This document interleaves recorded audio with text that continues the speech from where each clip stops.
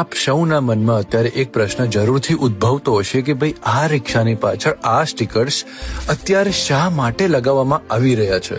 તો આપ સૌને જણાવી દઈએ કે આપણા અહેમદાબાદ પોલીસે માય ઓટો સેફ ઓટો એક અભિયાન શરૂ કર્યું છે, જેનો મુખ્ય હેતુ ચોરી, લૂંટ, વધુ પડતું ભાડું લેવું અને છેડતી વગેરે જેવા રિક્ષામાં બનતા બનાવો રોકવા માટે.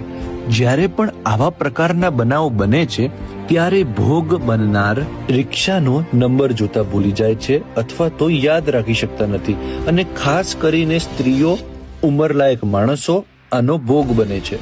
સૌ પ્રથમ રિક્ષામાં સ્ટીકર્સ લગાવવાની કામગીરી ઝોન 3 થી શરૂ કરવામાં આવી છે.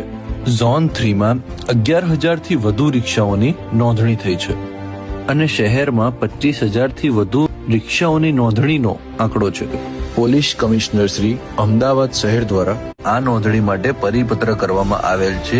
રિક્ષાની આગળ તથા પાછળ બંને તરફ સ્ટીકર લગાડવામાં આવે છે. આ સ્ટીકર લગાવવાથી સૌથી પહેલા તો કસ્ટમરને પોતે સેફ સમજે છે, પોતાને કે અમે સુરક્ષિત ગાડીમાં બેસ્યા છીએ. સ્ટીકર લગાવ્યા પછી જે ગુનાખોરી થતી હતી આપણા કાલુપુર રેલવે સ્ટેશન ઉપર કે ગીતા મંદિર કે પાલડી બસ સ્ટોપ ઉપર ત્યાં તે એરપોર્ટ ઉપર ગમે તે પેસેન્જર જોડેથી વધારે ભાડું લેતા હતા, લૂંટફાટ થતી હતી. અત્યારે આ સમયે સ્ટીકર લગાવ્યા પછી બંધ થઈ ગઈ છે બધી. હવે આ સ્ટીકર જે લગાવ્યા છે એના કારણે બધા લૂંટફાટો બંધ થઈ ગઈ હતી. જે અમે રિક્ષાવાળા અમુક હતા જે લૂંટફાટ કરતા હતા, ચોરીઓ કરતા હતા, પેસેન્જર લઈને જતા રહેતા, પછી આ લોકો કઈ રીતે ફરિયાદ કરી છે કે નંબર મળતા નથી. આ નંબર તમારે રિક્ષા નંબર કોઈ જોઈ ના શકે, આ નંબર સ્ટીકર જોઈ લે તો આ નંબરથી આ એનું પકડાઈ જાય. એને આખું બાઉ ડેટા પોલીસની જોડે હોય. આ અમદાવાદ પોલીસે જે કામ કર્યું છે બહુ સરસ કામ છે એમનું. આ કામથી અમે સંતોષ માનીએ છીએ. અમારું ધંધો જાય છે.